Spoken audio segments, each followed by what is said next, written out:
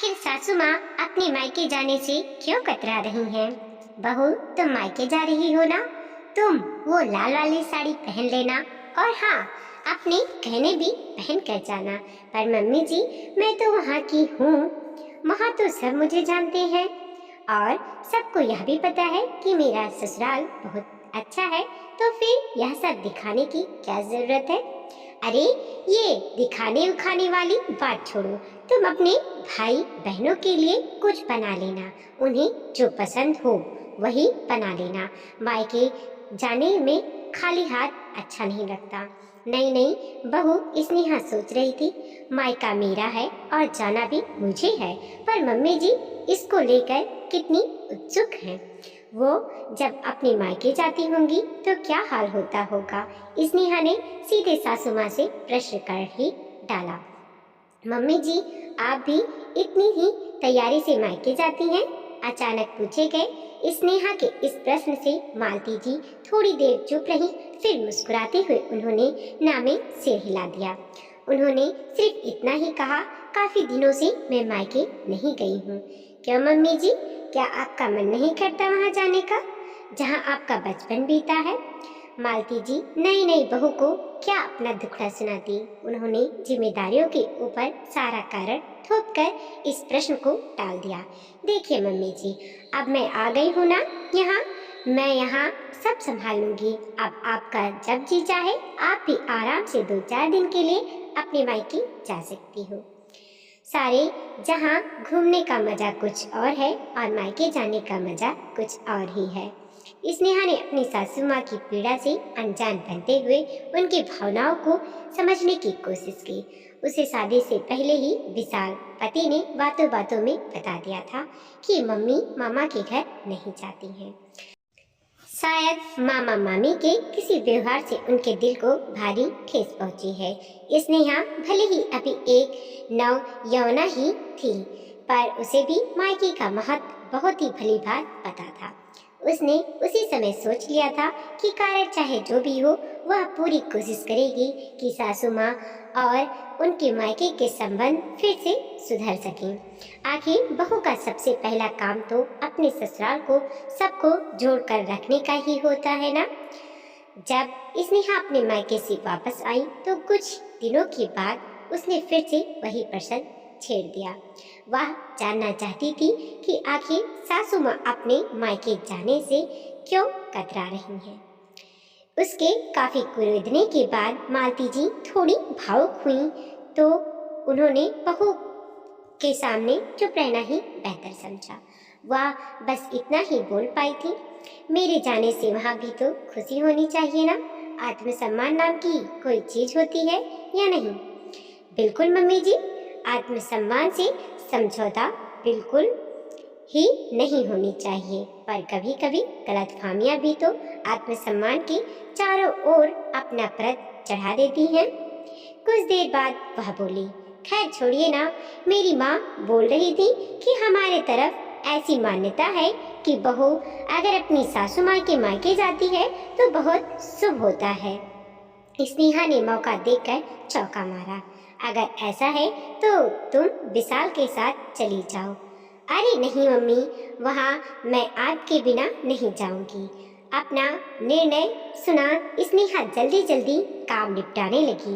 मालती जी मन ही मन सोच रही थी कि तुझे कैसे बताऊं बहू, महिलाएं कितनी भी बड़ी या बूढ़ी हो जाएं, मायका और मायके वालों से आकर्षण कभी खत्म नहीं होता है।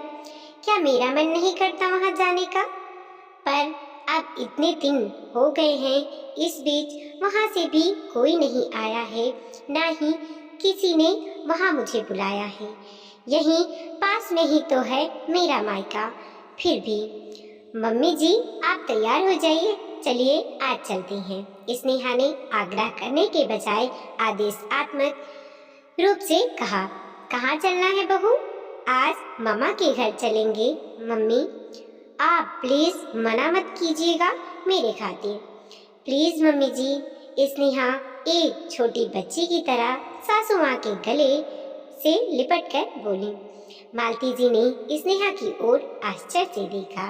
उन्हें शायद यकीन नहीं हो रहा था, पर स्नेहा ने उनकी आंखों में आश्चर्य देख हाँ में सिर हिला दिया। पर बहू, परवर कुछ नहीं मम्मी जी, वहाँ जो होगा कुछ होगा सब मेरी जिम्मेदारी है। आप चलिए तो सही। दिल तो मालती जी का भी मायके जाने को चाहता था, पर शायद इतना फोर्स किसी ने कभी किया ही नहीं था। फिर वह सोचने लगी, कहीं बहू के सामने मेरा या अपमान हो गया तो। अरे नहीं नहीं, शायद हमें नहीं जाना चाहिए। ओह हे भगवान, मैं कुछ निर्णय क्यों नहीं ले पा रही हूँ। क्या हुआ मालती? विश्वनाथ जी, मालती जी के पति ने मालती के कंधे पर हाथ रखते हुए पूछा। कुछ नहीं जी, मालती कुछ बोलती उससे पहले ही विश्वनाथ जी ने कहा, स्नेहा समझदार है, पढ़ी लिखी भी है। मालती, कभी कभी हमें बच्चों की भी सुननी चाहिए।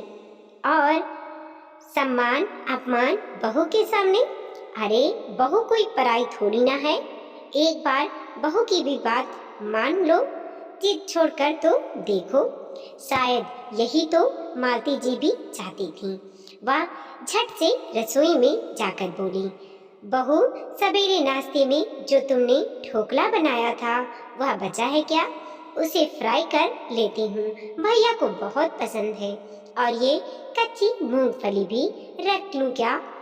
इसे उबालकर हम सब भाई बहन बहुत खाते थे। ठीक है मम्मी जी, और कुछ चाहिए तो विशाल जी से फूल दीजिए, वो ले आएंगे।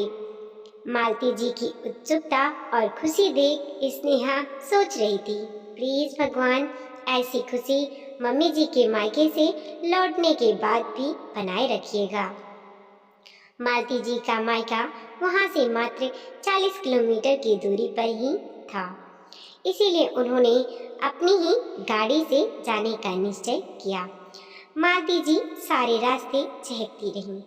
जब वह अपनी सीमा में दाखिल हुई तो एक छोटी बच्ची की तरह चहकती हुई हाथ के इशारों से स्नेहा को बताना शुरू किया, देखो यह मेरा स्कूल है, यहाँ तक हम सहेलियाँ खेलने आते थे। कुछ दूर आगे जाने पर वह बोली, वह देखो बहू, मेरा कॉलेज। स्नेहा सोच रही थी कि आज मम्मी जी कितनी खुश है अपने मायके के गलियारों में आने से ही। शायद मम्मी जी का बचपन लौट आया है। जब घर के सामने कार रुकी तो मालती जी के साथ साथ स्नेहा के भी दिल की धड़कन तेज हो गई थी। काश सब अच्छा हो, सोचती हुई स्नेहा इधर उधर कॉलवेल ढूंढने लगी, पर तब तक मालती जी कॉलवेल बजा चुकी थी। सामने एक अधेड़ व्यक्ति जो काफी कमजोर दिखाई दे रहे थे मुस्कुराते हुए बोले, अरे देखो तो मालती आई है क्या? वर्षों बाद भैया के मुंह से अपना नाम सुन मालती जी भावुक हो गई। बाहर शोरगुल सुन अंदर से एक अधेड़ उम्र की महिला भी पल्लू से हाथ पोंछते हुए निकली और मालती जी को बड़ी ही आत्मीयता से गले लगाते हुए कहा, अरे अंदर तो आइए। मालती जी जैसे ही अंदर जाने को कदम बढ़ाने लगी, कमजोर से दिखने वाले व्यक्ति जो और कोई नहीं मालती के भाई मलय ही थे, उन्होंने बस 1 मिनट कहकर मालती का हाथ पकड़ा और फुर्ती से बगल वाले घर में जाकर बोले, देखो तो मालती आई है। दरअसल बगल वाला घर चाचा जी का था। चाचा जी के सामने भी भाई मलय अपनी खुशी जाहिर करना चाहते थे। चाचा और चाची जी मलय और मालती को हाथ पकड़कर एक साथ देखते हुए उनका वह बचपन याद करने लगे, जब मालती और मलय पूरे मोहल्ले हाथ पकड़कर साथ साथ दौड़ा करते थे।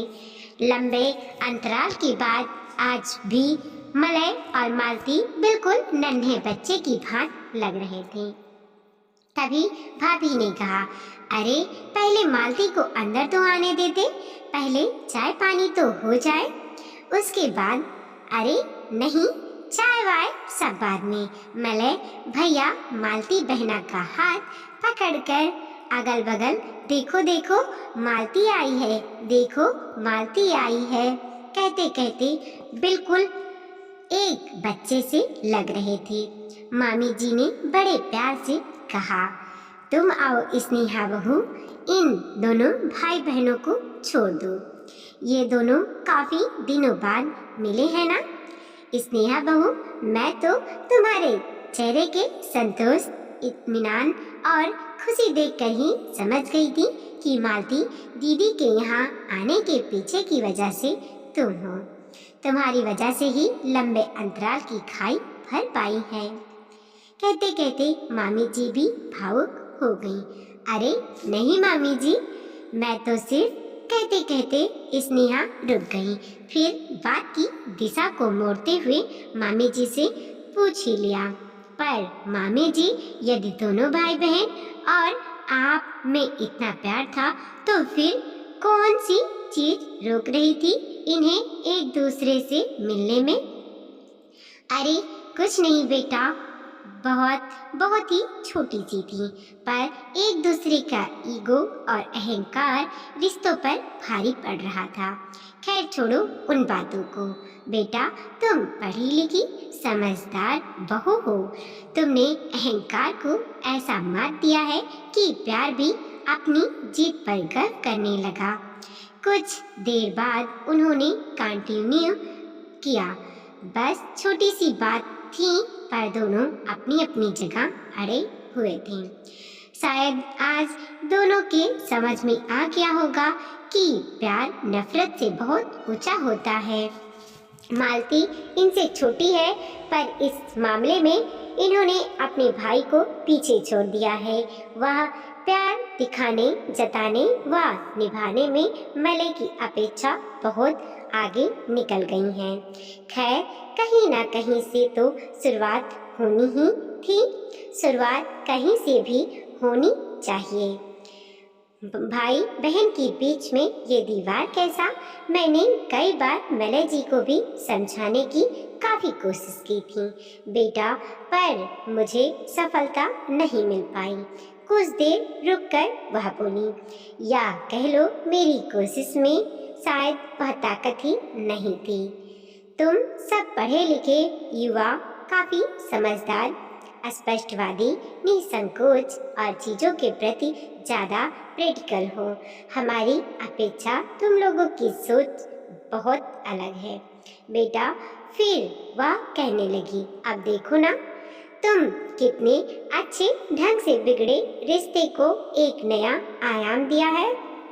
सच में वर्षों से चली आ रही सास बहू के रिश्ते को दोस्ताना रूप देकर, सासू माँ के मन की भावनाओं को समझकर तुमने एक बिल्कुल ही नई पहल की है। आज तुमने भाई बहन के बीच की दीवार को गिराकर बिछड़े भाई बहन को फिर से मिला दिया है। अपनी प्रशंसा सुन स्नेहा थोड़ी झेप गई। उसने सिर्फ इतना ही कहा, मैंने तो सिर्फ माँ की बातों का ध्यान में रखा था मामी जी। वह हमेशा कहती थी, बेटा ससुराल से हमेशा लड़कियों को कुछ न कुछ शिकायत ही रहती है, पर तुम एक बात का ध्यान रखना, तुम किसी की ओठों पर मुस्कुराहट व खुशी ला सकती हो तो वह तुम्हारी सबसे बड़ी पूजा होगी। फिर देखना ससुराल के प्रति तुम्हारा नजरिया ही बदल जाएगा। फिर एक लंबी सांस लेकर वह बोली, अनजाने में ही सही, आज मम्मी जी और मामा जी के चेहरे पर खुशी देखकर लग रहा है कि माँ ने बिल्कुल ठीक ही कहा था। वीडियो को लाइक कीजिए, कमेंट कीजिए और अपने दोस्तों के साथ जरूर शेयर कीजिए। चैनल पे नए हैं प्लीज सब्सक्राइब कीजिए और देखते रहिए मोटिवेशनल स्टोरी। मिलते हैं और एक नई कहानी के साथ।